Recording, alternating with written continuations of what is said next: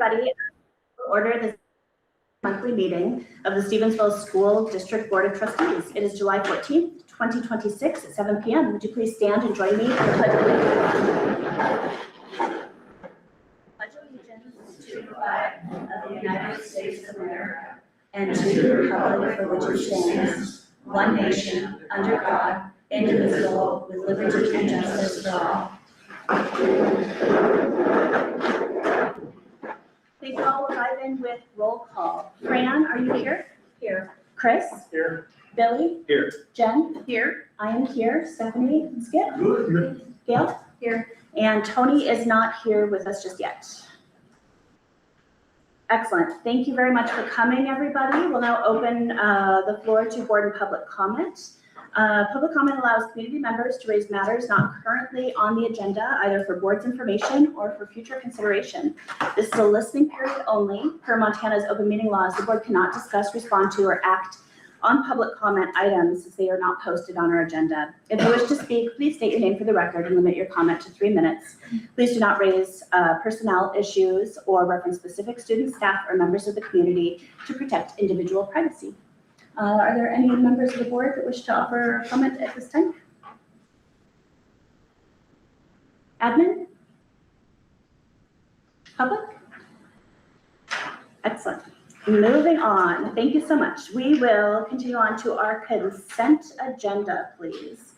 Our consent agenda this evening was in your packet. It consists of visa payments, claims, and minutes for 3 different meetings. You will notice that there are claims for both June and July to help us meet deadlines for fiscal.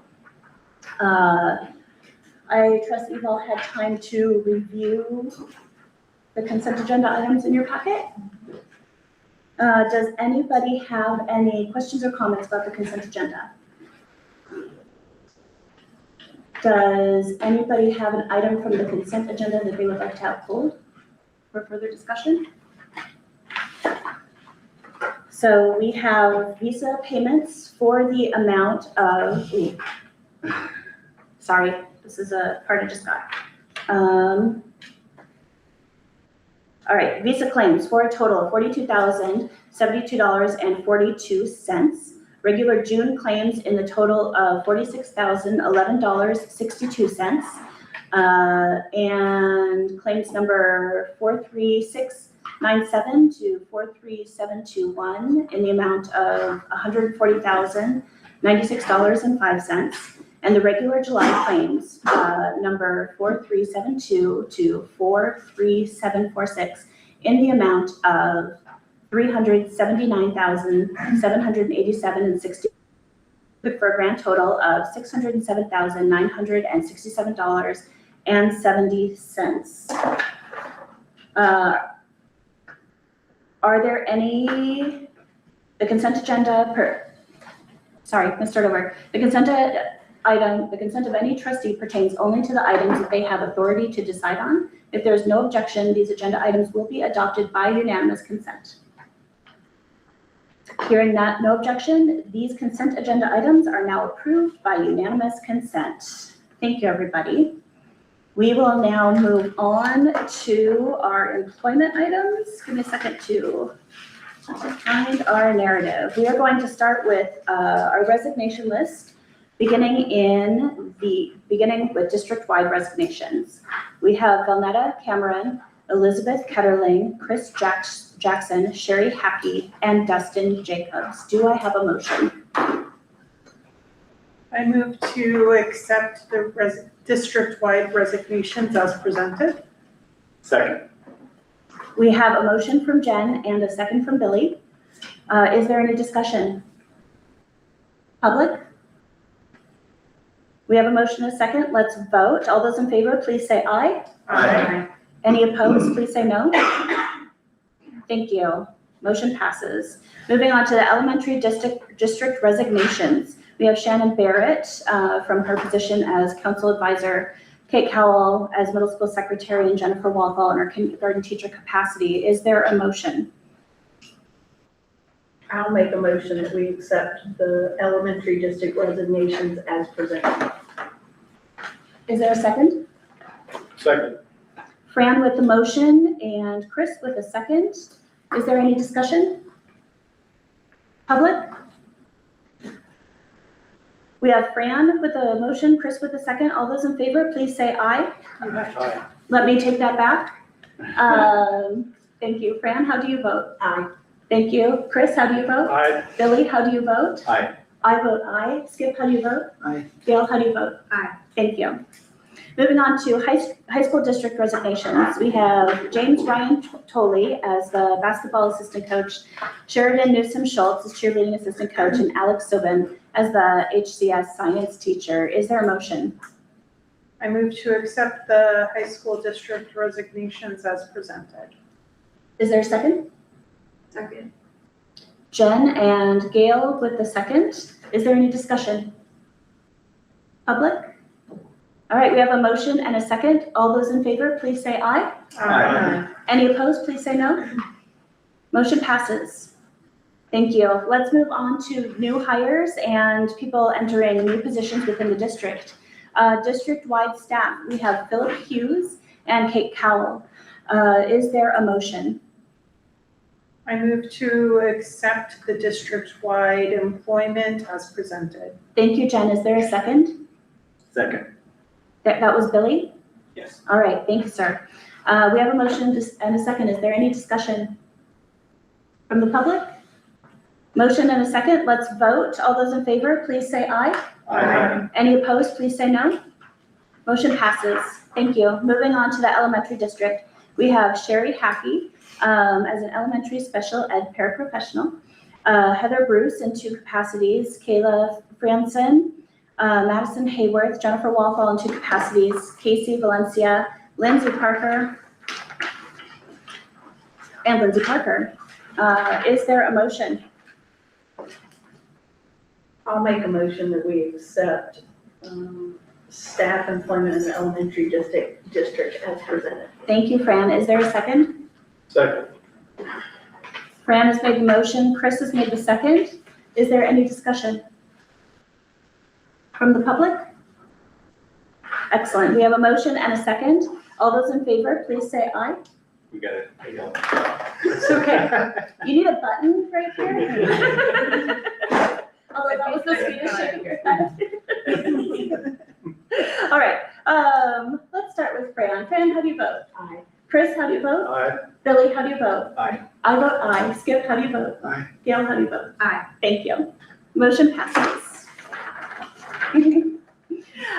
Moving on to the high school district, new hires. Sheridan Newsom Schultz, Ruben Zilla, Michelle Loftus, and Savannah Tate. Is there a motion? I'll make a motion that we approve the high school district new hires. Thank you, Billy. Is there a second? Second. Chris got it. Chris got it first. All right, we have a motion from Billy and a second from Chris. Is there any discussion from the public? All right, let's vote. All those in favor, please say aye. Aye. Excellent. Any opposed, please say no. Thank you. Motion passes. Mr. Conan, are there any substitutes this evening? There are none. Okay, excellent. So we don't need to address number C. Mr. Conan, would you like to roll us into our informational items this evening with our science teacher vacancy, followed by the superintendent report? Sure. In talking with the district lawyer, I was wondering how to put this into the agenda when someone we've offered the job to and then declines the job without signing a contract. They stated that we need to put this in as an informational item for the public. So previously, this was a science teacher that was going into the health science academy, and they turned down the contract to stay in Missoula after they, I guess, had to figure on driving back and forth. Transportation was the big thing that they had talked about with that declining it.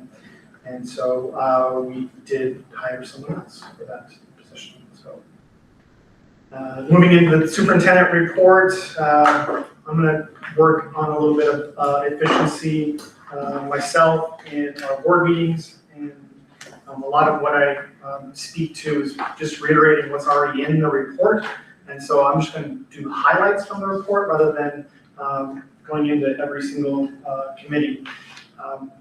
We want to praise our school board for having the transition between having new board members and transitioning into our new committees.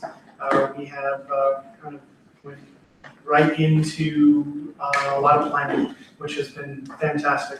We, as a school board and myself, met with our district lawyer for training in July here and June, end of June, for board training. We had 3 hours working with Bia Calvala from Calvala Law, and we went through a lot of different procedures and efficiencies, as well as new rules for that we need to make sure we're abiding by as a school district. And a lot of what we talked about was procedures and efficiencies of our meetings and jobs, roles, responsibilities as board members and as a superintendent. I felt like there was some tremendous discussion between both the board and with working with each other, as well as working with our district lawyer and myself. I felt like it was very beneficial for everyone that could attend to be there.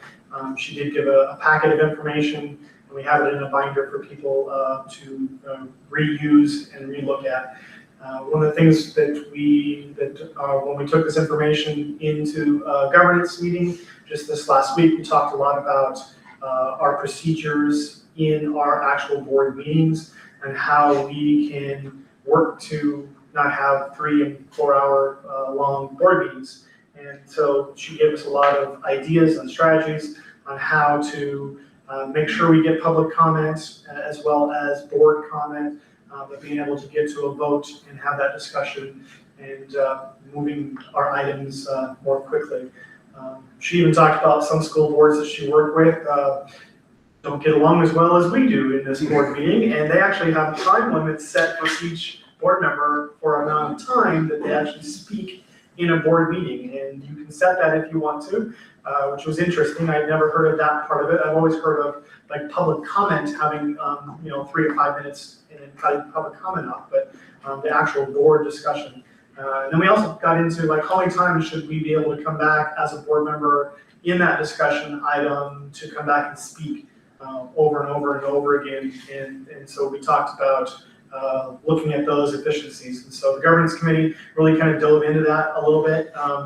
And we have some guidance that I think that will push out to the rest of our school board and get feedback on that. And I think it was pretty valuable to have her here.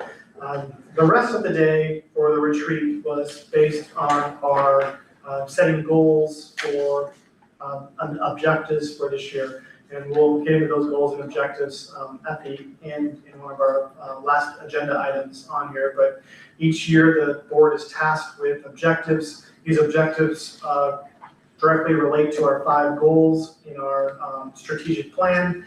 And this is our 5th year of that strategic plan. So at the end of this year, we'll be looking to creating another strategic plan for the next following 5 years.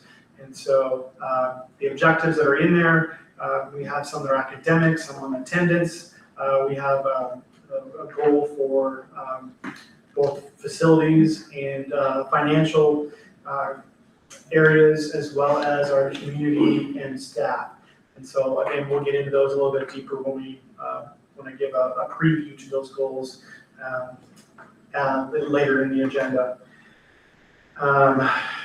Other pieces that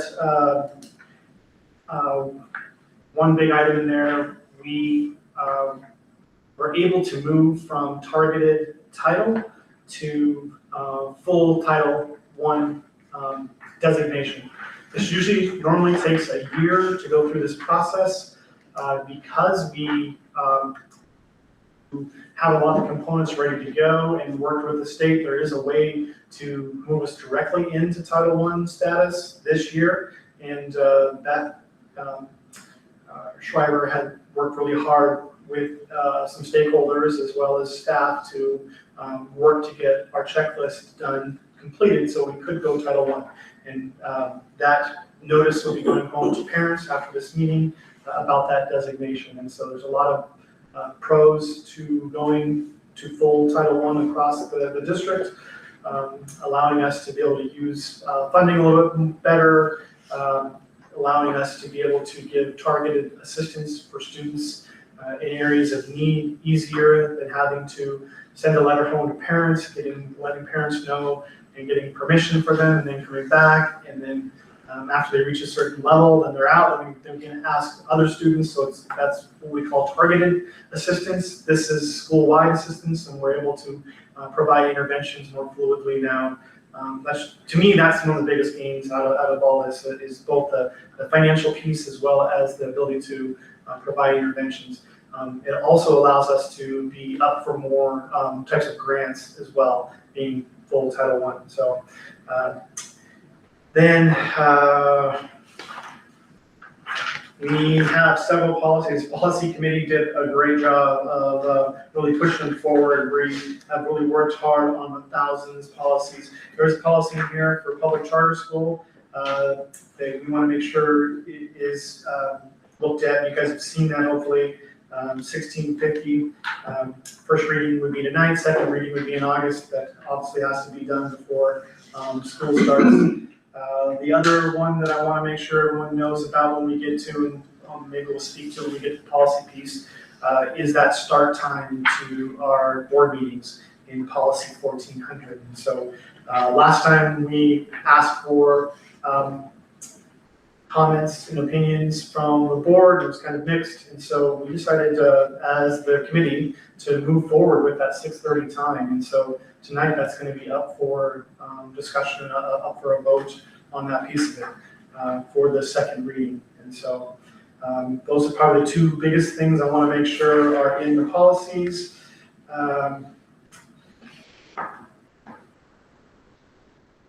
And my goal is to be able to have some draft budgets for the resource committee to review in next week's meeting, both for general fund as well as the charter school and our transportation in both districts. So that's kind of the goal for the resource. So other than that, I will make sure I hit the highlights out of there. So any questions on the report?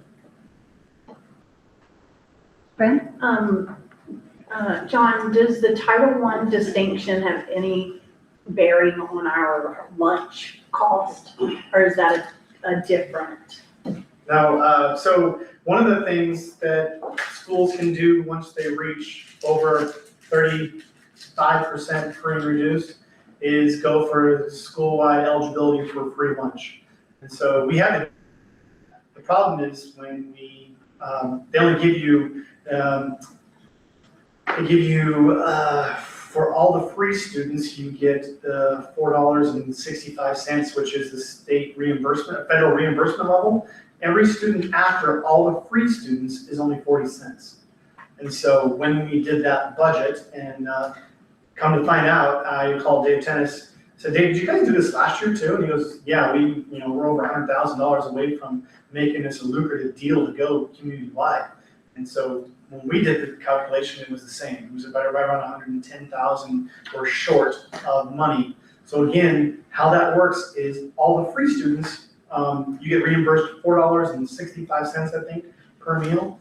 And then everyone else, the reduced and the paid students, we only get 40 cents for all of those. And so that does not equate. We don't have a high enough percentage of free students for that, for us to move forward. So we'll keep monitoring that each year. Obviously, over 100,000 is a long ways to go to make that more eligible. In the past, it used to be 60% of your staff, of your students had to be free and reduced to get that community-wide eligibility. But they have since moved that level down because there are some school districts that are able to, I don't know how, purchase and have less staff to be able to allow for a lower percentage to get that free meals. So we are digging deep into our food service budget and making sure that it's one that we're budgeting each month, so we know how much we're spending in a conservative manner, as well as still trying to make it not only healthy, but something that kids want to continue to keep coming and eating in our program. Because ultimately, we need more kids eating to be able to do that too. The other piece is staff and personnel. Like we need to look at how many staff we have and what are our efficiencies there, because all that comes out of one area. So that's kind of where we're at with community-wide eligibility. Good question. Any other questions for Mr. Cogan? All right, thank you very much. Next piece, I'm gonna have Hannah Hauser, who is our director for the charter school, help me out with the report. And we'll just have her kind of go through some of the highlights. I can't tell you how nice it is to know every day when I work with Hannah that we made the right choice for someone coming in. If you didn't know, Hannah finished the job and started another job at the same time. So Hannah actually has been working, back since end of March, beginning of April. She's been working on, after her hours at Sentinel, she's been working to get Big Sky at our, kick me on the table there. Just kidding. Anyway, at Big Sky to develop our program. And so we have done a lot of meeting together, her and I, as well as other stakeholders, and we've met with Bitterroot Health several times over the summer to get stuff ready to go. We have over, I'll let her talk about that, but we have close to 60 students, so we've met over that 40 student threshold that we've been worried about. And so I can't wait, it's gonna be exciting, and we have spaces for them, and we have a new lab that we wanna go show off here soon. It's got wood cutting stuff in there now, so not necessarily the same type of tools you might use for surgery, but could be, but not probably what we're doing. But go for it, man, sorry.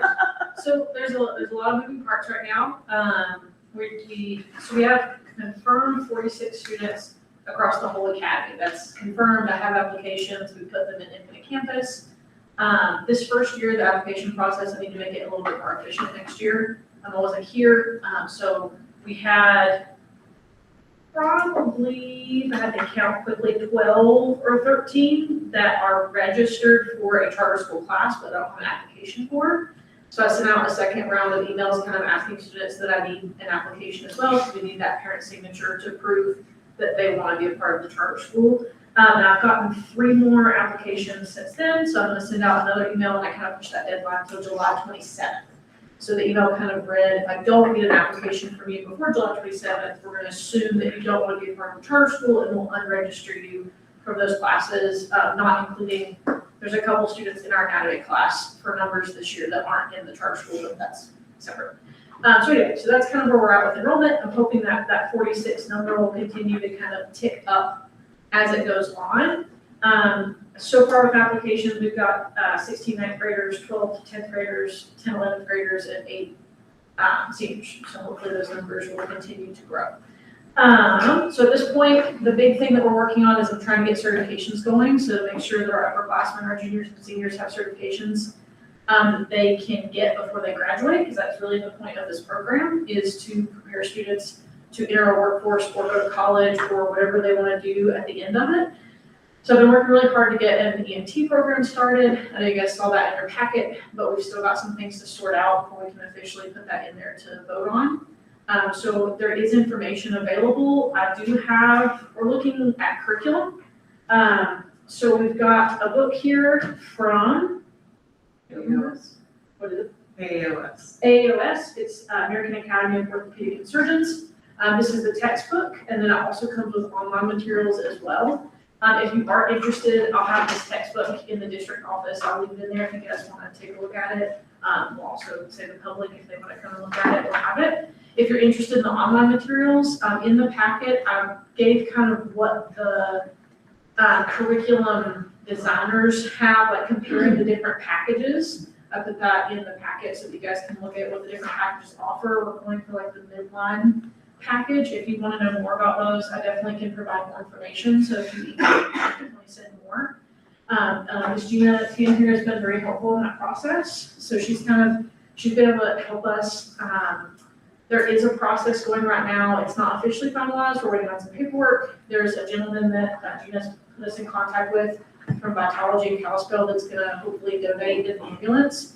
It does not work, the motor does not work right now, but everything else does. So we're hoping to get that for our programs, for our EMT program. He's working with lawyers now to get that donated to us.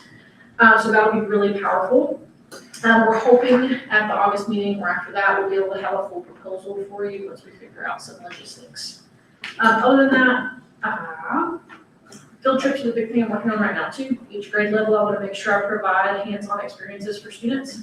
So I'm working on 4 field trips a year, 1 community service, 1 fun team building item, 1 university visit or 2, and then something academic. I've got in contact with Rocky Mountain Labs, so they're gonna let our juniors and seniors in. I'm kind of working with them on touring that facility and seeing those biomedical things. I'm working with Montana Tech, University of Montana, and maybe even a Bozeman trip if we can work that out with them as well. So lots of things in the works. Thank you, Hannah. Thank you, Gina. Any questions from the board? Could you give me those numbers again, the breakdown of student grade Yeah. levels? So 9th grade, I've got 16, and this is probably tentative. I'm hoping to get more applications, but these are just ones that I've registered for the courses and I have an application for with a parent signature. So that's 16 9th graders, 12 10th graders, 10 11th graders, and 8 12th graders. And the ambulance, you're saying could be donated? Who's responsible for repairing that? That, if it's donated to us, it would be our responsibility if we wanted it to run. The actual part of the ambulance that we need for students to learn from works. It plugs in, it charges, those pieces work. The ambulance runs, it's just in need of some help right now. It's fully functional, but we wouldn't be transporting or taking it any long distances, if that makes sense. It has some things that need to be repaired, and we discussed, my son's in school for his diesel mechanic, and he may be able to take it to his shop and work on it to make it be able to drive distances. Like we discussed putting it into a parade, and using it as PR for having it wrapped and saying, Stevensville Charter School. But for legality purposes, it couldn't be driven by any student because they're under 21. So the purpose of it to drive it wouldn't be worth it.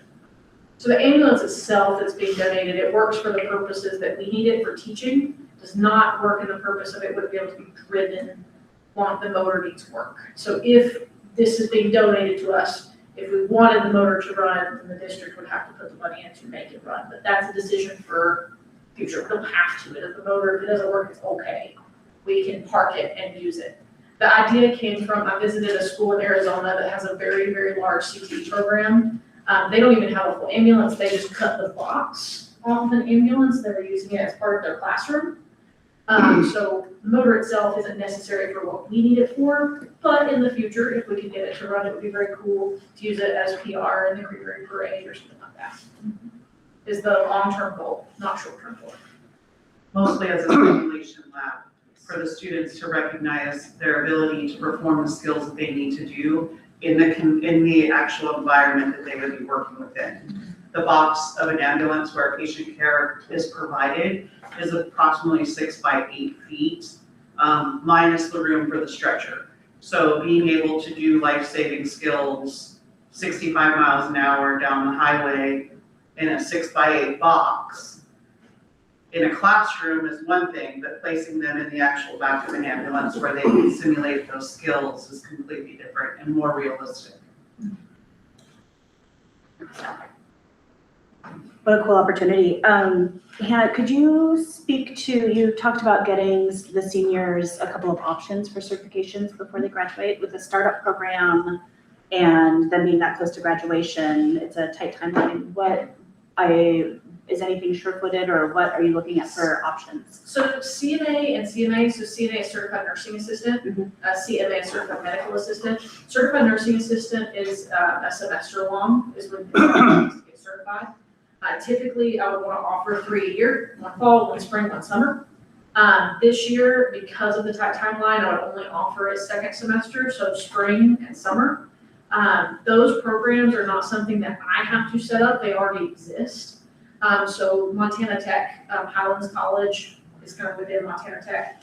They have a program that, they have a grant, so it's 100% free. So what I'll do is when students come back the first week of school, the juniors and the seniors, I'll have like a small assembly, or I'll go into their classes, whichever their teacher thinks is more appropriate. And I'll let them know about the Highlands College program, and I'll tell them, I need to register them by, I believe it's the end of October for that spring semester. It's one course, I've worked with Highlands College before. They have the nurse that will come to us. Well, that's kind of want to do a second semester, because I want to get this space ready Mhm. for a clinical setting. She comes here, she teaches them the clinicals, and all of that is paid through Highlands College grant, so it's all free for the student.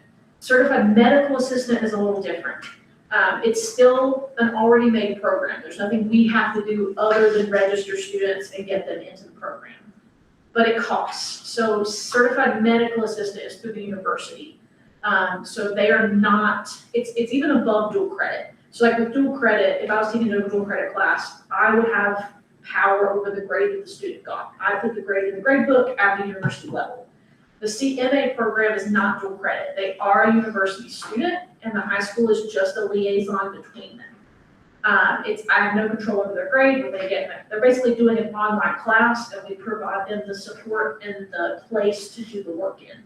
So CMA is it's 4 classes over the course of a year. One, it's actually 5, but they'll be doing med term with us, which counts. Okay. So it's 4 classes they have to pay for. Somewhere around $2,400 for a student to complete the program. If they don't have any 1, 2, 3 free credits. So the university gives 3 free credit, or six free credits. So if they haven't used those, they can use those to cut down that cost. Sometimes there's grants available. Now that, I have to register them by the end of August. So the plan is this week I'll be sending emails out to because it's only available to seniors, because it is a higher level class. I've allowed juniors to do it in the past, and it's just too much. So emails to seniors that are registered in the charter school, and ask them if they are interested. If they are, I'll call a meeting. I'll require parents and students to be there. I'll invite the lady that's over the program at the university. Her name is Michelle. Her name is Michelle. Invite her to come so that she can talk about it. And if they want, they can sign up for that program. I can help them register. I can help them write emails to their professor, that kind of thing. But it is a lot more. It's a full year. They do have to drive to Missoula once a week, second semester. It's totally up to them if they want to do it. It's just, CMAs typically make somewhere between $16 to $18. That's the national average. CMAs typically make somewhere between 20 to 25 is the kind of the national average. I think St. Pat's is starting somewhere around 20 to 23 for CMAs. So it's just a little bit different certification. Those two, I'm sorry, that's a really long answer to your question. Those two I'm familiar with because I've done them before. So I know the timeline, I know what we need to do, and it's not something that we have to front the cost for. EMT is a little different. We're working with, I haven't done that before. That's a program I haven't worked with before, so we're kind of navigating that. Fantastic. Well, thank you. You're building a great foundation. Really appreciate it. Super cool. Any other comments and questions from the board? That's good. The last line in the, one of the last lines in the packet here is approximate cost for spring 2027 is about $6,000. For the EMT course? Correct. And let me explain that just a little. I'm sorry, I didn't mean to interrupt you. Typically, we would want EMT to be a full year. They have to have They have to have a minimum of 120 hours per state and national registry requirements with the instructor. with the instructor. So when we break that down, we would have to do 2 class periods a day to make that work. So we'd have to do like a first period and a fourth period to make sure that in a semester we hit 120 hours with face-to-face time with the instructor. our goal is to do it over a year. And then that would be that much money for a whole year, because we would be doing one class period. If that makes sense. So we'd only be doing 4 period, it'd be over a whole year, and that cost would be spread over a whole year. Because we're only doing a semester this year, and the reason for that is timeline. It's getting the space ready and getting the timeline, but I don't want the current seniors to miss out on that opportunity. So we're having to crunch a little bit. So instead of having 1 class period a day dedicated to EMT, we'd have 2. So that's affecting that cost a little bit. Makes sense. Where is the $6,000 coming from? The charter school through the, we have budgeted for different charter school instruction. Charter school budget? And even under the Georgia Charter School, would EMT certification qualify for future ready payments from the STARS Act? Thank you. You mentioned CMA certifications that would cost extra. That's on the students for that, correct? I try to make as many free as possible. CMA is hard to make free. That one is on the students because it's so many classes and it is, it's a lot of money. I mean, you'll get about, if they don't have any of the free credits from the university, because they've already done a college credit before and got that 1, 2, 3 free, it's around $2,400. And that would just be too much for us to try to cover. It's just a lot more expensive than the other certification options.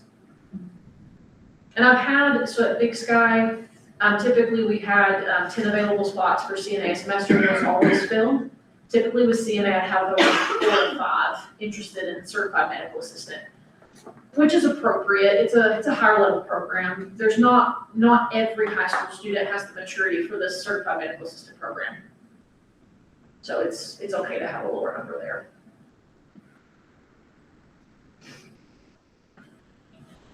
All right. Thank you so much for the great report. We will dive into our business items for the evening then. Trustees, you will find on your table a packet of out-of-district enrollment forms. If you haven't already, if you want to take a moment to look them over.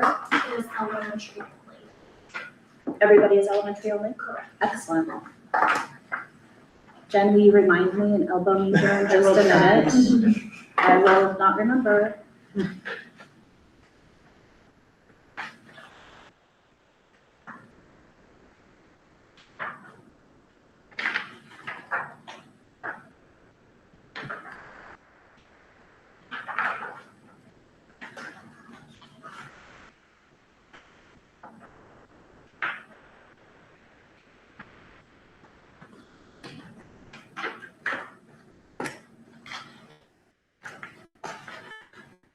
I have a question, Stephanie. Are all of these new out-of-district enrollments or any of these from last year? Some of them are from last year, yes. So we don't know And how many of them are new and. There are a couple students, and I only know this because I was helping Karen with this last week. They used to live in town and they're already established students, but they now live just right outside of Stevens School District. So they're already established students.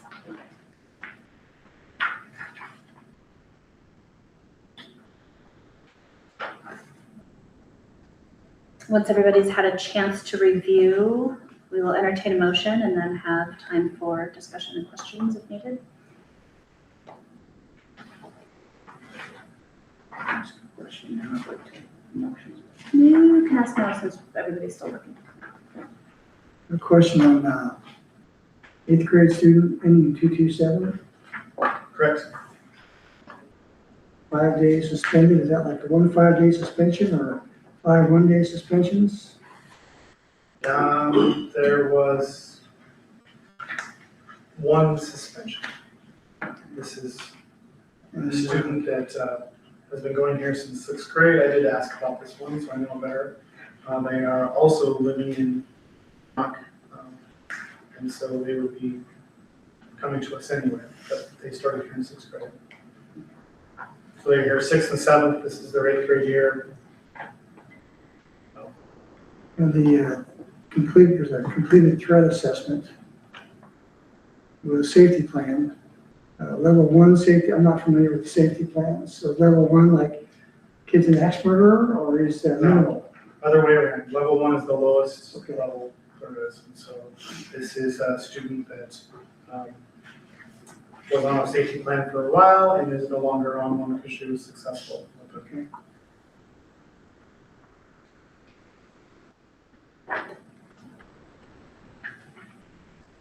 Is there a motion? I will make a motion that we accept out-of-district enrollments for elementary school district as presented. Fran with the motion, is there a second? Second. That was Billy? Yes. All right, thank you, sir. Fran with the motion, Billy with the second. Is there discussion or further questions? All right, any discussion from the public? I just have a question. Please. How many total students was that? Do we know about how many we had?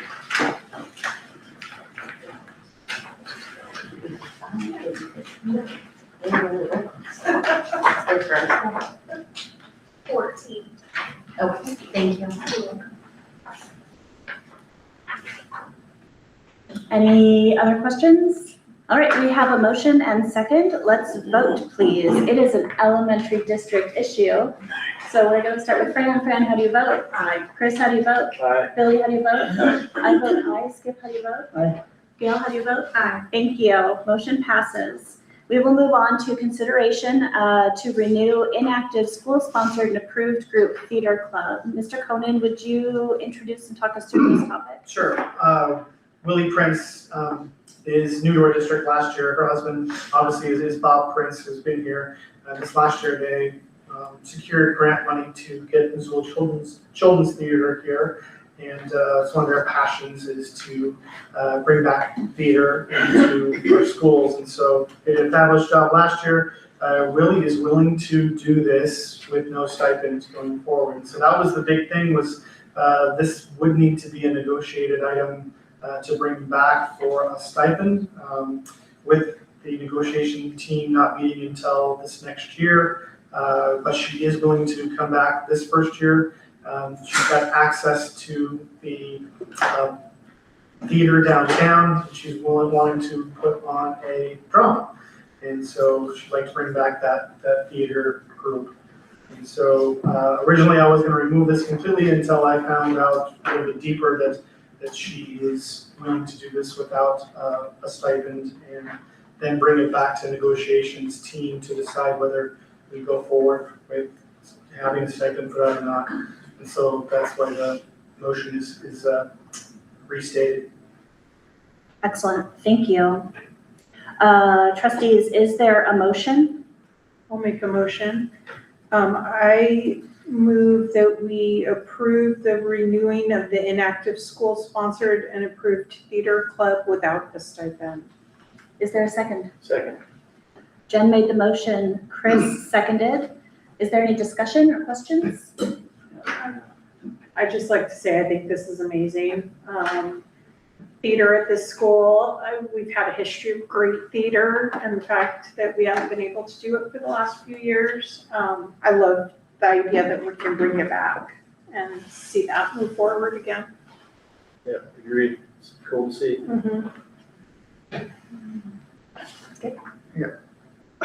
Pardon the length of what I'm gonna say, but I'm just gonna go share a personal experience on fine arts in general and theater specifically.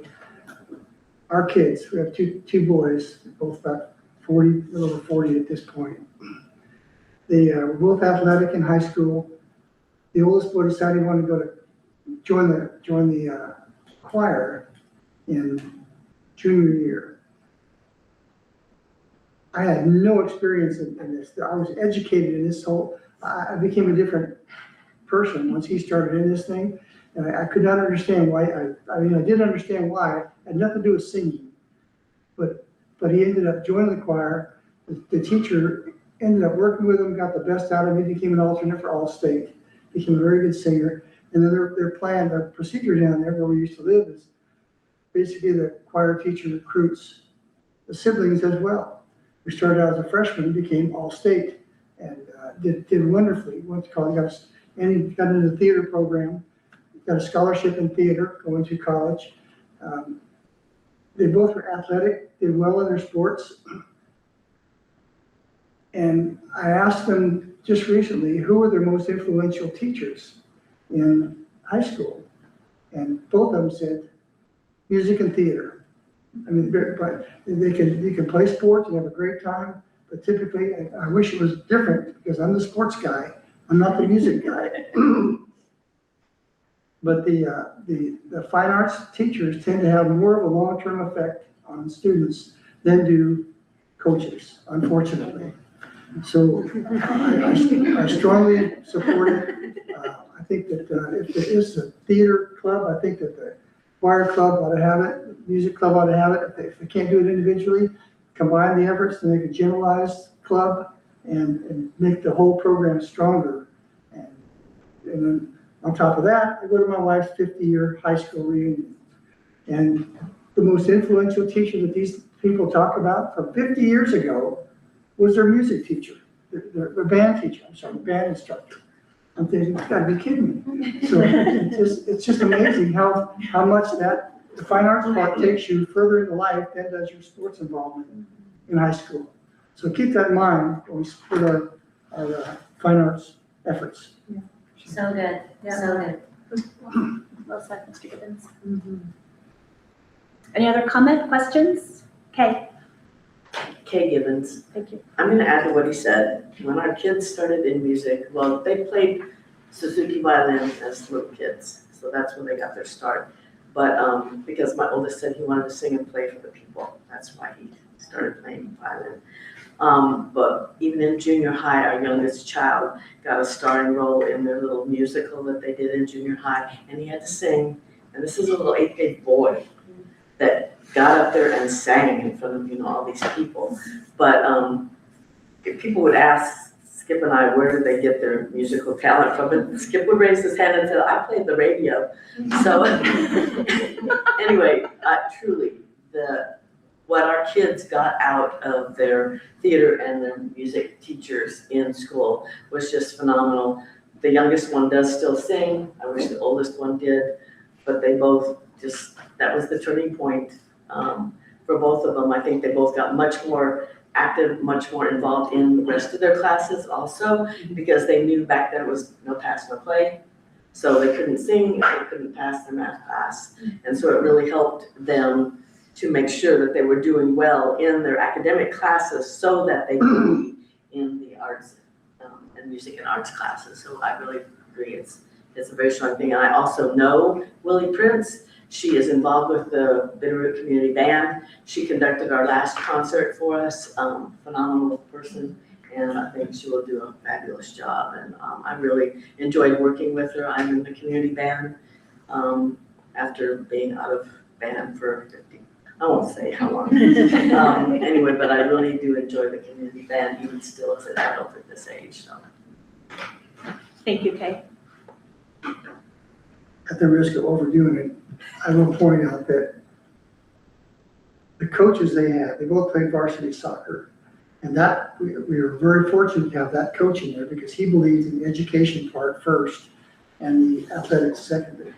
And once he found out these kids the youngest was in the choir, he insisted that it required him before every match, he had to go up in there and sing the national anthem we had a stadium. We didn't have a small field like this. This is a football stadium.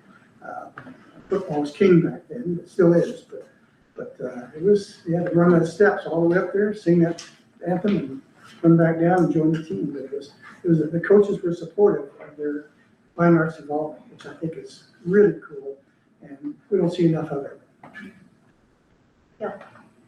Do any of our students sing the national anthem at the football games? Often. Okay, yeah. Yeah, and I have an agreement with the AD. I haven't talked to Tom yet, that only choir students can sing it. Good. Because it's an advertisement, right, for my program and for our school. So I kind of stick strong with that. But yeah, we've got several. And they sing at graduation. And we sing at graduation. Yeah. And I have a quick question, Yes, please. if that's okay. And I agree with all of you, you know that. So what's the difference between, is this a club? Is it an activity? Is it going to, like, how is it gonna function? That's my question. So they filled out the form to reinstate the old theater club, so it's gonna function just like a club without stipend. So we have a couple of those that we have in our school. We do need to work on that piece. Okay. Because we have, we the people, it's not a stipend group either. We have several that are, Right. we have to talk about. We have and we have a chess club too, right? And so we have, that's the piece that I think that we need to work on and define better.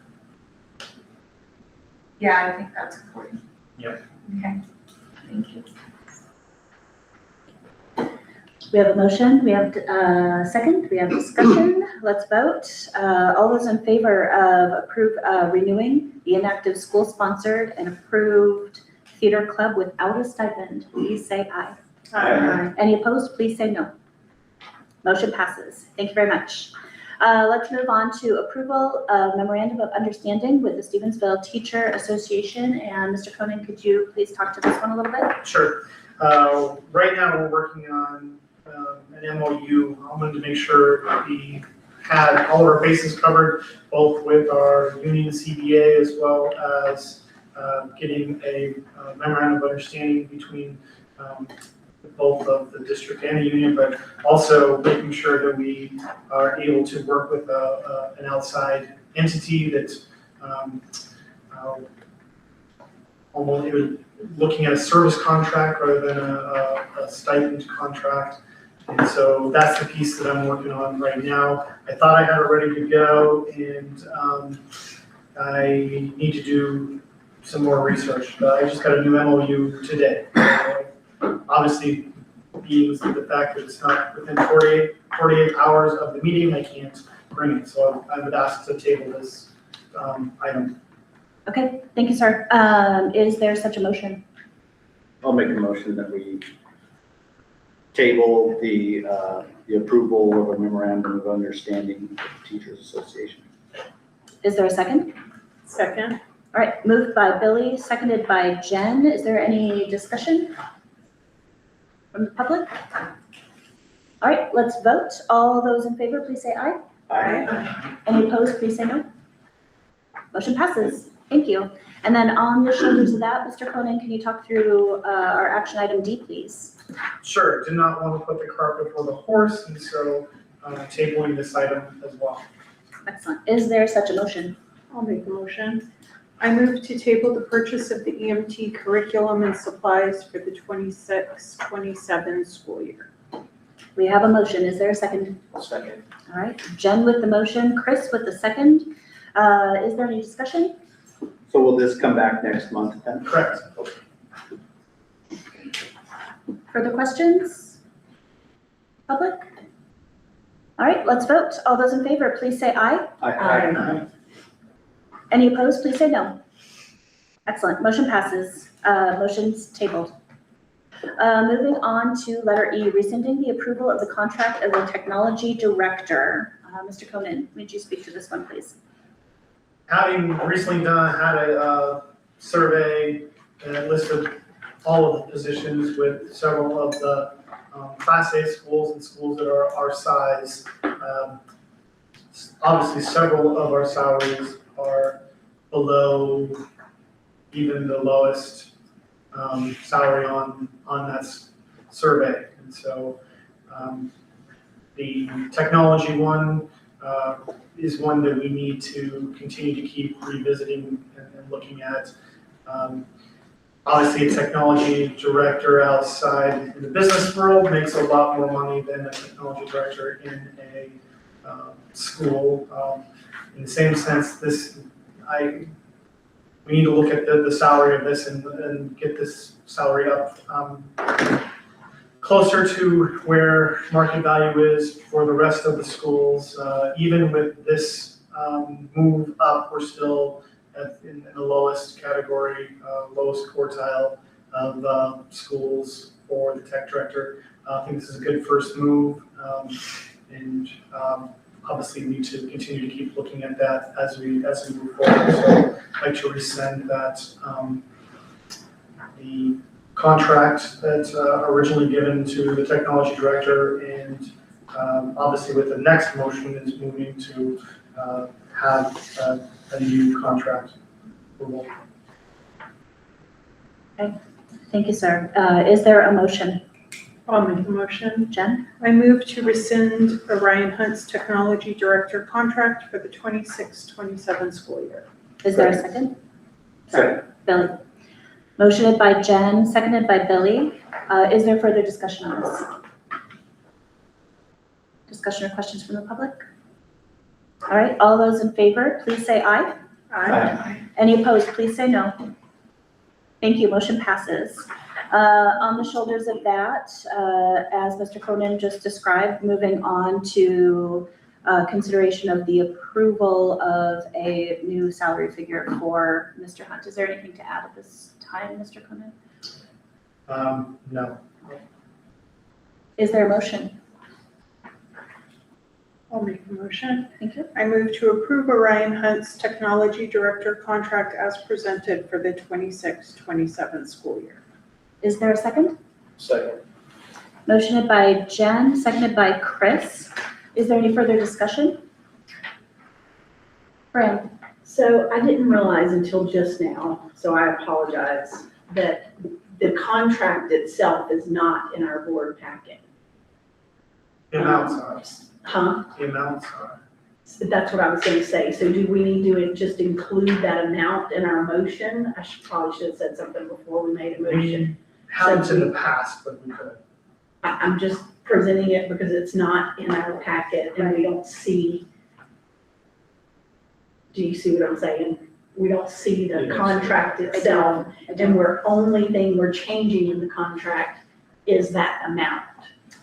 Can we move forward however we're going to move forward here, and then can we run it past Bia tomorrow morning and just be sure, because we can always do that mechanism where we walk it back and redo it if we need to, but if that way, things will be in motion? I can do that. Is that, are people comfortable with that? Okay. Thank you. Any other questions, discussion from the public? All right, let's vote. All those in favor, we have a motion and a second. All those in favor, please say aye. Aye. Any opposed, please say no. Motion passes. Thank you very much. We are moving on to letter G, the approval of a multi-district agreement with the Gallatin Gateway School District with the open ed, for the sake of the open ed program. Mr. Cronin, can you enlighten us on this feature? Sure, there are two companies now that are certified by OPI to allow online learning for students. One is Harmony, which we're currently using. The other one is Open Ed from last year. And so Open Ed has over 1,000 students in the state that are interested in going with them. And right now, there is one school district that is taking basically the fight on to be able to house all those kids through their district. Big financial gains for them. Right now, OPI is not allowing them out of district to get the money for those students. And so they're the only ones right now that have a service agreement with Open Ed. Last year I looked into it because I wanted to see, obviously, I knew we were losing some students. And so I'm like, this is a way we might be able to get some students through online learning as homeschool for this. And so as I looked into it, BIA said, don't touch this with 10-foot pole yet because OPI is not paying you A and B yet for this amount of money. So I didn't move forward with it. There was two districts. One of my other friends is Superintendent Glendive. He was going to take all the kids on the east side of the state. I was going to take all the kids on the west side of the state. And we were going to be able to house those kids through us to be able to capture another couple hundred students through our online program. And so as you know right now, we are not allowed to take out-of-district online students that are homeschooled right now. And so we had 5 students in our district that were enrolled last year with when Open Ed was allowed to be certified. They actually got certified last year before the school year started. And so we actually have 5 students in Stevie in our area that are with Open Ed. And Gallatin Gateway's not getting money for them, and we're not getting money for them. And so by having a multi-district agreement, those students now will be under a school board, they'll be under Gallatin Gateway's school board, but then we'll get a kickback for all those students that are in our district that go to Open Ed. Because we don't have an agreement with Open Ed yet. And so that'll be something we might look at in the future. We're going with Adventum and Harmony. We already made that choice and decision. But we also wanted to sit back and see what happens with OPI. This will be interesting how the state handles this, because right now Bia's the one that came to me on this, because she knew last year I was the one, and the Glendive superintendent were looking at how to capture these kids. And so she knew that we can be part of this process. There's no harm to us. These are kids that are in our district that we weren't getting money for, and now we're getting $250 a piece for each of those students, those 5 students that are there. And anyone else in our district that goes Open Ed will go through Gallatin Gateway, and we'll get a kickback for all those. And then I would entertain by the end of next year or the year after is having another service agreement with Open Ed, since they're now certified. So we would get the full A and B for those kids within our district. And so this is kind of a precursor. It's right on the cusp of online learning and homeschool in Montana. OPI has been hesitant to make a determination on this. And that's why BIA has said to stay away from it until now we can do a interlocal agreement, so we can share these students. They'll get the remainder of the A and B besides the $250 that we'll get. They'll get the rest of that money for that. So this is a way to capture $1,200, $1,200, $1,500 or so for those 5 students, and we'll see how it goes. It's going to be a good experiment to find out what Montana and OPI is going to do with we have a huge homeschool population in Montana that continues to grow, and this is a way to still allow them to get, their schooling, free public education under the state's purview. So that's where we're at. So that's what I would recommend moving forward with that multi-district agreement with Gallatin Gateway District. Is there a motion? I'll make a motion. Oh, you want to do it, man? Okay. I move to approve the multi-district agreement with Gallatin Gateway School District for online homeschool students in the Stevensville School District. Thank you, Billy. Is there a second? Second. That was Fran? Thank you. Billy made a motion and Fran seconded. Is there questions and discussion for Mr. Konen? Thank you for keeping track of this as it unfolds. My only question is there any kind of clerical responsibility on our end? Yeah, minimal. Okay. Like we do with other out-of-district students. Well, these are in district though. But we'll do the opposite for them. And so it's that's one thing I asked too, is like what do we have to do to allow them to do that? And it's pretty minimal paperwork for that. Excellent. Thank you, sir. Further questions, discussion? Because this is elementary district, would this be then considered an elementary district vote? You are correct. That is true. Any discussion from the public? All right, let's vote. Fran, how do you vote? Aye. Grace, how do you vote? Aye. Billy? Aye. Not Jen. I vote aye. Skip? Aye. Gail? Aye. Thank you. Motion passes. Well done. Approval of the interlocal agreement with the Montana Digital Academy. Mr. Koenig, can you walk us through this one as well? Sure. We once had a interlocal agreement with Montana Digital Academy back in 2010. Haven't had one since. We have several teachers that are on some committees. We had 3 teachers that got onto AI task force team for Montana Digital Academy through the Frontier Lab. and trained, and now they're gonna be, as trainers, they're gonna get paid. It's all outside of the school day, the pieces that they do. Right now, this allows them to get paid, that's just one section of it. But this also allows for teachers that are interested in working for Montana Digital Academy to get paid with them as well. Last 2 districts I've been in, we've had several teachers that work both for our district and work for Montana Digital Academy with courses. Again, all this is done outside of the normal contract and school day. My last school district, they actually, during their prep, they could work on Montana Digital Academy if they wanted to during their prep, as long as it didn't affect their normal job. But we'll have to talk about those specifics going forward. This is something, we have a teacher that has applied to work for Montana Digital Academy, and she's, I think will be fantastic for that capacity. She'll also help us having someone on the inside with MTDA, because we have several students that take those courses throughout the school year too, and be another resource for our staff. Excellent, thank you. Is there a motion? I'll make a motion. I move to approve the interlocal agreement between the Montana Digital Academy and Stevensville School District. Thank you, Chris. Is there a second? Second. Thank you, Gail. We have a motion from Chris and a second from Gail.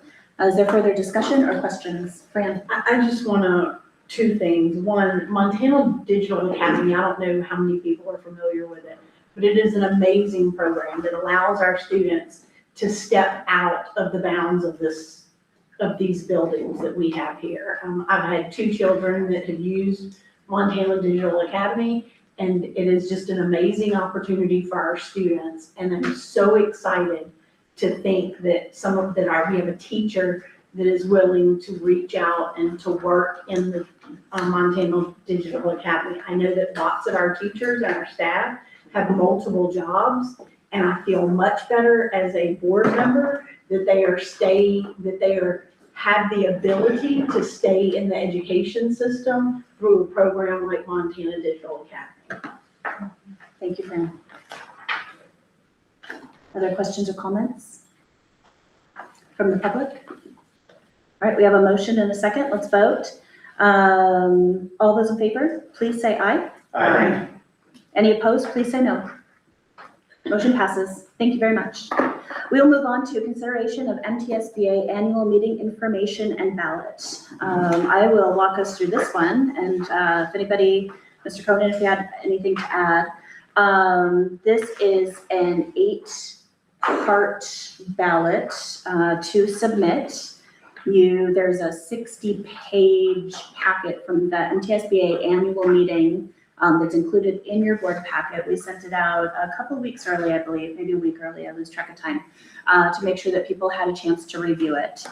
Included in there and tied to each of the pieces, there are the approval of principles and guidelines, the foundational elements and the DNA closure of MTSBA, the approval of the fiscal year 28 dues and revenue estimate. It is not approval of what we're going to pay. That is set. It's all set by the bylaws and MTSBA, but it's for everybody's review and approval. There is some language cleanup in the bylaws. There's the gap analysis for how MTSBA is going to proceed into the 2027 legislative session and action that they're taking during the interim committee right now. There's the nomination. There's 2 candidates. They're both excellent. They're on the MTSBA board of directors, and just to be that representative with MHSA, so the Montana High School Sports Association. And then there is only one unanimously nominated by the MTSBA Board of Directors, President-elect, and that is Jennifer Hoffman. And then number 10 is me for Vice President of the MTSBA Board of Directors. So I welcome any input, but I think the simplest way is to, if you guys have feedback into influencing how any of this should go, if you guys have concerns about anything specific, if you have any thoughts between Iris Kill Eagle and Tom Biltine, who we would vote for on that, and then you can direct me, you can direct Glenda, or you can direct John to go ahead and file that vote, that ballot on behalf of our district. So I would open up, because this one has so many moving parts, I would open it up to a motion, and then we can have, I guess we'll still do the same protocol, I think that will work, but if you guys want to make a motion, and then we can have discussion around it and amend if needed.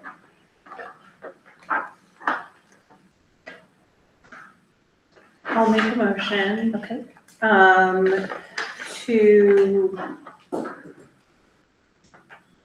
approve the collecting of information from our trustees in order to submit our vote for this school district ballot for MTSBA. Do I need to put into that we're giving that directive to someone in the motion? Or, I think you can. We have in the past. yeah, and the directive that Stephanie, as our chair, would complete our ballot. Thank you, Jen. We have a motion. Is there a second? I'll second. A motion from Jen, a second from Chris. Is there further discussion and questions, please? Yes, congratulations. Thanks for representing us. Yeah, It's pretty thank cool. you. Yeah, it's a cool knowledge base to have access to and to be able to bring back here and bring us to Helena a little bit too. So thank you for that. Any further discussion, questions from the public? All right, we have a motion and a second, so let's vote. All those in favor, please say aye. Aye. Any opposed, please say no. Thank you. Motion passes. I'll get that filed tomorrow.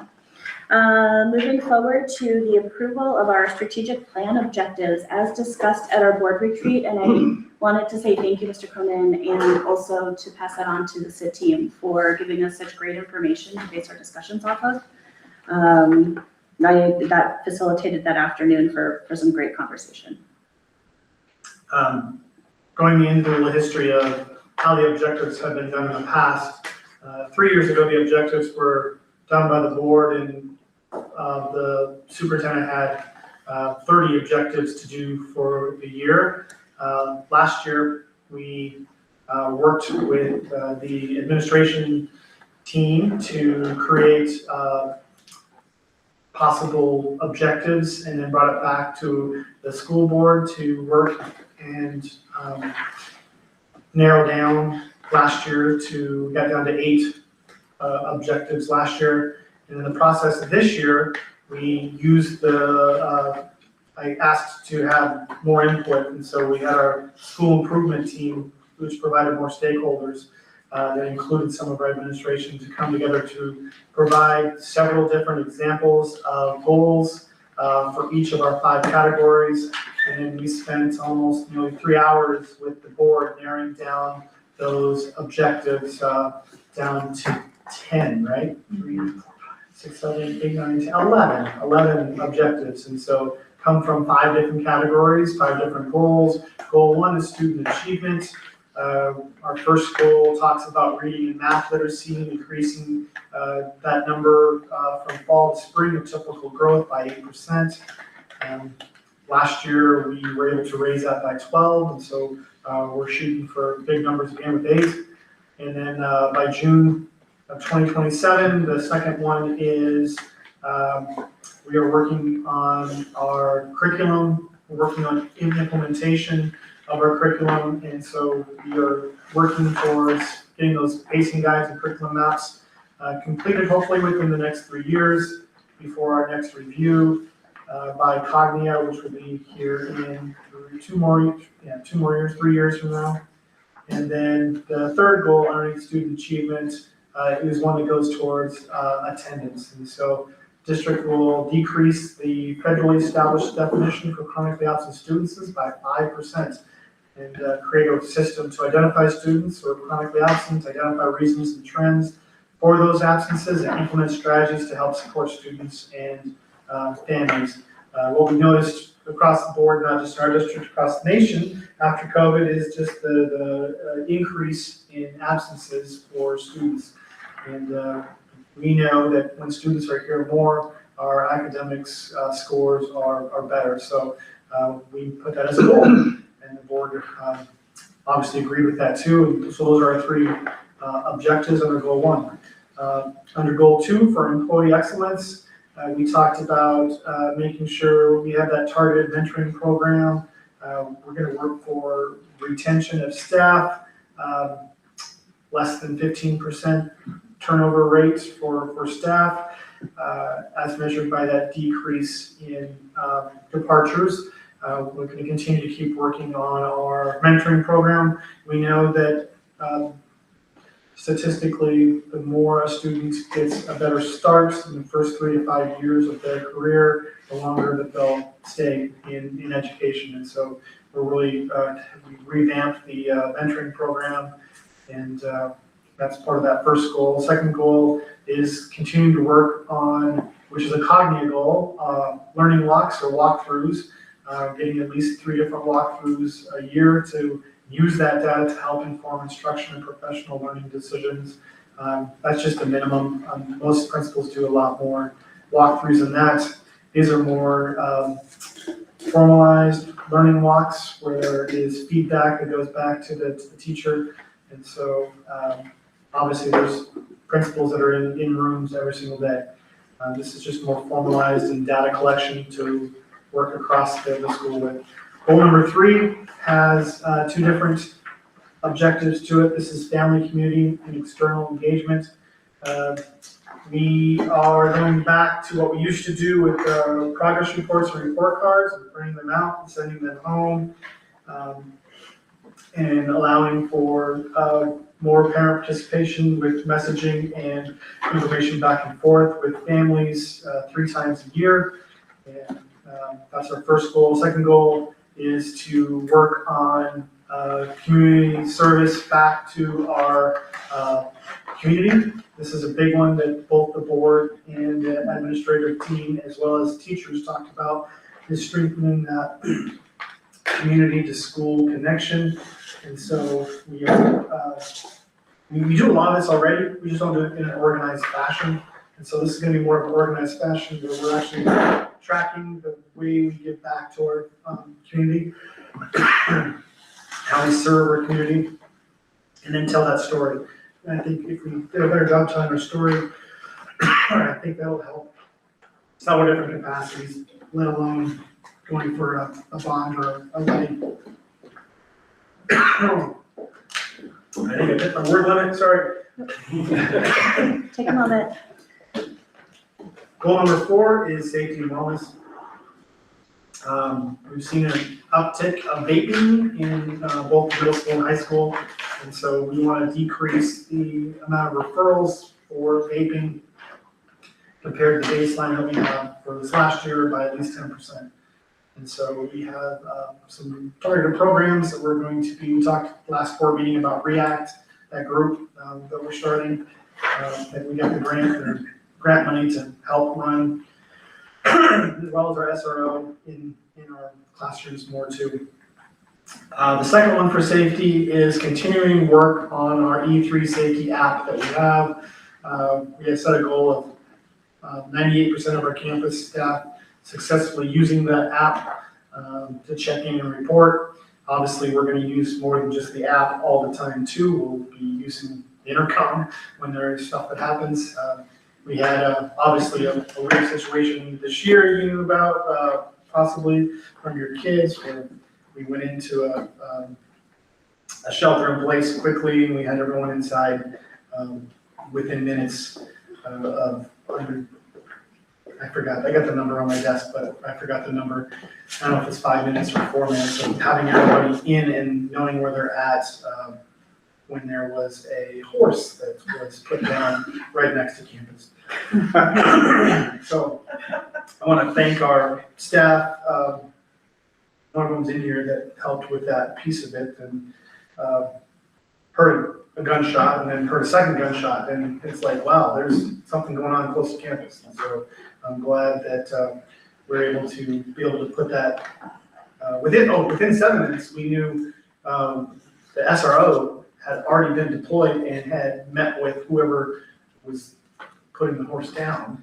And so that was great to be able to get back to us. So we were only in briefly in that shelter in place, but practicing those drills are something that we want to continue to keep doing, and that app is going to help us with that. Moving down to goal 5, which is operations and capacity building.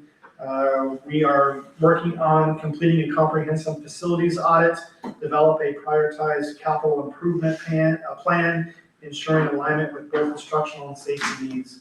Second goal is to continue working on our monthly financial reporting, including our actuals and fund tracking, which I started this goal this last year. I report that out in both my board report as well as other areas that people have access to make it more transparent with our monthly reports that we have. And we're working towards our principals and directors being able to purchase orders electronically and pushing out budgets to a building level for them to help track with that. That's something that was in our audit that we gotta push that out so it's not just all centrally located for our budgets. It helps empower the schools and the directors to be able to help manage their budgets. So that's something we're gonna continue to keep working on. So with that, those are the 11 goals that the SIT team and the school board decided. Excellent. Thank you, sir. Is there a motion at this time? I'll make a motion. I move to approve the 26-27 strategic plan objectives as presented. Thank you, sir. Is there a second? Second. Chris and Jen with the second. What is there for discussion and questions? I just had one comment, and it might have been discussed even at the time that y'all did this. Unfortunately, I was not able to be at y'all's training because I was on vacation.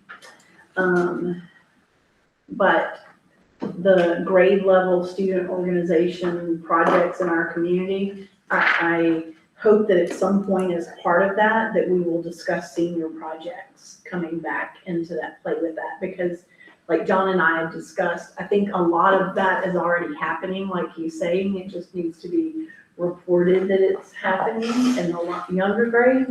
I'm not really sure how much it's happening in our upper grades, and would like to see, some of those potential senior projects coming back to where our older students are more engaged in our community.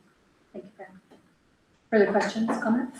I wasn't able to make it to the meeting either. Stuff came up at work, but I just want to thank you all for all the hard work you put in, and I appreciate it. It looks good. Board members? Questions from the public? Thank you. Thank you for all the hard work putting all of this together. I love so much that it's a lot of it ties into our work with Cognia, that it's extensions on work already being done and like the next logical steps in place, and just so much of it is smart and intuitive, and I really like this document. So that's my 2 bets on it. We have a motion and a second. If we do not have further discussion, let's vote. All those in favor, please say aye. Aye. Any opposed, please say no. Motion passes. Thank you very much, team. We will move to letter K, the disposal of obsolete materials. You will find that list in your packet. And Mr. Cronin, can you talk about if these are just going away, or if these are worth putting up to bid or Right. sell? There are some that are so old that they will not be out to bid, but we will be advertising these items, some of them from this list. So that'll be something we do here in the next couple weeks. Excellent, thank you. Is there a motion? I'll make a motion that we dispose of the unsuitable educational materials as presented. Thank you, Fran. Is there a second? I'll second. There is a motion from Fran and a second from Chris. Is there further discussion or questions? from the public? Question, where do you advertise these? Well, several different places, so we can try to get out as many places as possible. So Facebook Marketplace to, our newspaper as well. Curious. Any other questions? Let us know how many items you want to buy.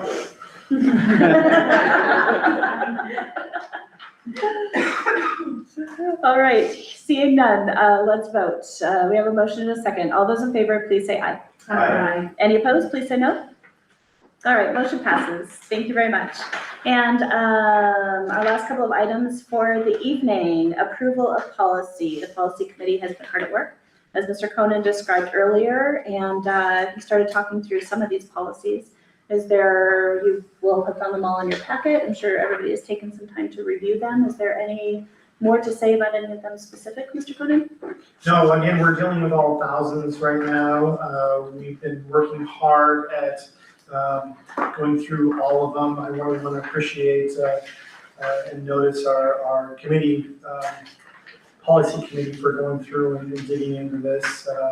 We have good people on there and they put effort into looking at the policy, most of these policies, and policy committee can help respond to this as well. But a lot of them we are changing from Montana School Board policies to BIA's policies because she's our district lawyer. And, for the most part, when you look at the policy difference between Montana School Board Association and her policies, hers tend to be a lot less wordy, and sometimes Montana School Board Association gets you tied into specifics that you would have to come back and they're not as generalized enough so they can last the test of time a little bit longer. And so just saying hers are less wordy, and that's just looking at them physically, looking at all those policies. So there is nothing that is big, I think, in there besides making sure that the charter school one, and that's just saying that you have a charter school and 1650. So again, I'll talk a little bit more about 1400 when we get to second reading. Is there a motion? I'll make a motion. I move to approve policies, are we approving on first reading? No. Or we're just moving to second reading? Okay. Yes, so move to approve policies and then list them and then. Oh, okay, for For a a second, second. okay. I move to approve policies 1401, 1511, 1512, 1531, 1532, and 1650 for a second reading. Excellent. Second. And Billy. Motion by Jen, seconded by Billy. Is there further discussion or questions for the policy committee or for Mr. Conan? I'll just add one thing, like Mr. Conan said, we're pretty much just adopting BIA's policies. I will tell you that on policy 1401, we made 2 additions to BIA's policy. One of them was at the bottom of the first page where it says designates how much we're charging for board minutes, copies of board minutes. We also added board packets at the 15-cent rate so that people didn't get charged at the 25-cent rate for other materials if they want a copy of the board packet. And then there were also 2 reference codes that we added to BIA's policies that we felt like fit into that. Other than that, all of them were just adopted directly from BIA's policy. Thank you.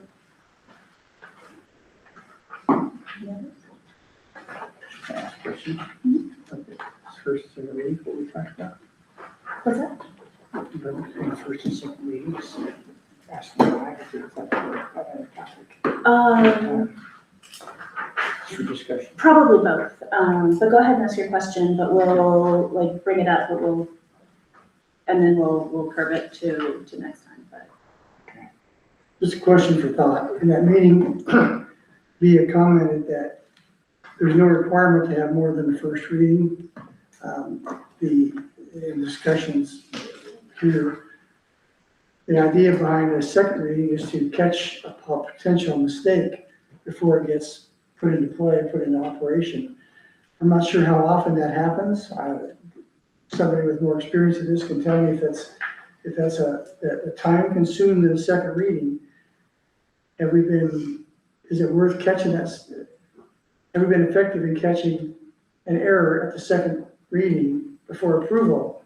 Or can we just approve the first reading and approve it as policy? And if there's a mistake, someone could bring it up at a future point, get it revoted on and changed. So it's just a discussion. We talked about shortening board meetings, and this could be a few minutes of something, so. And I would say it does happen, I'll throw it to you, Fran. I would say that it does happen more than occasionally that there is a change between first and second reading. And maybe it's not even a mistake that we're catching, but it's something that's not exactly a right fit. Or, you know, like a piece of it, or just letting something sit in the hopper because it's policy, because it's an important thing. That sometimes it's good to let it marinate with the full group for a little bit. I'm not opposed to moving towards that, and that's a discussion that we're having, but I've been thinking about it a lot lately, so those are the things I've been thinking about. Fran and then Billy. So, to go along with that, I actually talked to Stephanie about this recently, that the policy does allow us to move the policy forward. So one of the suggestions that I would have is that there are times, like the 1400 that we're gonna discuss tonight, that there's a change that's being made there. I would think that the policy committee has an opportunity to send it to the board for discussion. If we know it's something that needs to be discussed as a board prior to our, like, for instance, the AI policies that we've made, that we've had to work back and forth on quite a bit, that we could send it to the board as a discussion and then go back to the policy committee in order to fine tune it before sending it to the board for one reading. So that's just one way that I see it could be handled, possibly without us having to do 2 readings every time. That's gonna be my comment as well, because there's sometimes we beat stuff up and then we send it back, and we like to see it come back so that we can look at it and say, okay, all these changes are made, do we like the way it looks now? And sometimes it goes back, but, you know, maybe the first time it comes, if there's no recommended changes, we can just approve it. I was gonna say the same as Billy, basically. I don't know why we couldn't split out, you know, the first read things that we're done with it, and the things that we wanna take back to look at again, you know, recommend it to go to second. But Did you have something to say? I would just add that as they were talking, I just thought of something, because, I mean, we are doing a lot of work on the policy committee. I mean, there's 4 or 5 of them tonight that we just simply adopted as policies. We're not doing anything. So Right. bringing them back for a second reading is kind of redundant. Yeah. Right? And so maybe as a policy committee, we may need to say, okay, well, we're gonna send these to the board and we're gonna do 1 reading on these. These we're gonna send to the board for a first reading to then go to a second reading so that we can have board discussion in addition. Maybe that's one way that we could handle it as well. I think that would be smart. Yeah, I was gonna say the past practice has been that every year, the lawyer, and every other year, the legislature gives us new policies that have to be put in place because they go with new legislation or new NCA code. Those have to be put in place in our policy. We've been putting those in place automatically on first reading. And then anything that's not in that format would come back for a second. And the only reason why I like a second sometimes is from when the policy team meets till the time the board packet goes out. Sometimes I don't get, this only happened 2 or 3 times in the year I've been here, but I'll get information back from the lawyer after the board packet's been out to you guys. And so but I think that would be fine, and we just say, hey, we have more information for that, let's bring it back for a second reading. So I'm good with knowing which ones should go for first reading and passing them right away. And then second for anything we have discussion on or want to bring back. Well, while we're looking at meeting efficiencies, as a committee, do you guys want to look at what, if we were looking at things along to approval after first reading, do you guys want to just like consider what adjustments would need to be done to our practice, if any, or like how we would flag policy that's more complicated or something and bring a recommendation back to the board and. Do that. Thank you. That fall under 1400? Probably so. Is there more discussion, around this set of policies or that topic? Any from the public? All right, we have a motion and a second and discussion. All those in favor, please say aye. Aye. Any opposed, please say no. Motion carries. Thank you so much. We are moving on to the second reading of 1400, where the question about it is the time change of meetings from 7 to 6:30, as well as if anybody has any questions on language. Policy committee or John, do you want to kick us off on discussion? Sure. We reviewed it, talked about it, discussed it as a committee, and one of the biggest things we talked about has obviously been the efficiency of our board meetings, but also maybe starting half an hour earlier. As often as we have pre-meetings, work sessions at 5:30, which hasn't been more than once a quarter about, the team felt like that we would still go forward with that 6:30 timeframe to hopefully get people out of here earlier. Anyone else want to add to it from? I will just add that I started this discussion in the policy committee, and part of it is we have admin that hang out. We have administration who, some of them live in Missoula, so it's not time effective for them to go all the way back to Missoula to come back here. And so the longer we delay our meetings, the longer we're keeping our staff here.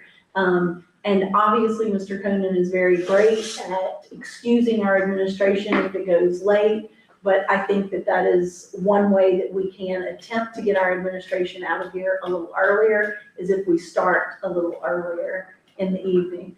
I do recognize, and I don't want to dismiss that, like what Billy's concern was, is that he might find it hard to get here at 5:30 if we did have a work session. So I don't want to ignore that is a challenge for some of the board members. But how often does that really come up that we're doing that? So. And the work session was my major concern, but just through emails and some of the conversation that's been going on, some of the things that you are implementing in between and ahead of board time, I don't see us needing a lot of work sessions really anymore because of some of the stuff that you're sending out and the way that you're prepping us ahead of time. So yeah, I'm good with 6:30 because I don't see us necessarily needing a 5:30 thing as much anymore. If that became a problem, could you do the work session after? I mean, Well, it's harder to do the work session after because you don't know how long the meeting's gonna go. I understand. So you can't, It's hard to publish. post the time. Yeah, that's the only But challenge we're gonna that I get good see. at, we're gonna be an hour. No. Well, and sometimes we have the work session is prepping for something that we're gonna take action on. And so I think to your point, looking at if we do have cause for a work session, looking at being mindful of 5:30 might be honestly tight for a lot of us. So, just getting into a new routine of what that would look like and figuring that out. And maybe if we get really good and efficient with our meetings, we can start at 6, have a half an hour work session and then. 6:30. Start a work session at 6. Oh, And then do yes, that. okay. No, no. I just looked at that. So, what other, I guess we didn't start with a motion, we kind of launched into discussion, which that's okay, let's just do it upside down this time. Are there more comments, questions, thoughts about the 6:30 start time and or language? I would just say that for me, it was when our team of admin over there all were like, yes, 6:30. And I feel like being respectful to them, I say, why not? Well, we're still gonna have to redo discussion if there is any, so let's start, is there a motion on policy 1400? I will make a motion that we approve, policy revisions on a second reading for policy 1400. Excellent, that is from Fran, is there a second? I'll second. A second from Chris. There is a motion and a second. Is there further discussion or questions from the public? All right, let's vote. All those in favor of the motion in the second, please say aye. Aye. Any opposed, please say no. Thank you, motion passes. That concludes our business for the evening. Thank you, everybody, for your time and attention. Is there a motion to adjourn? And before we adjourn, can we just make a note that since we passed that on a second reading, our next board meeting will be at 6:30. Thank you. Yes, As a reminder to everyone. great note. I'll Actually, get that out. okay, thank you very much. All right, now, is there a motion to adjourn? So moved. From Jen, is there a second? Second. We'll give that one to Chris. All those in favor, please say aye. No problem. So moved, thank you. Have a good evening, everybody. Make sure you get out.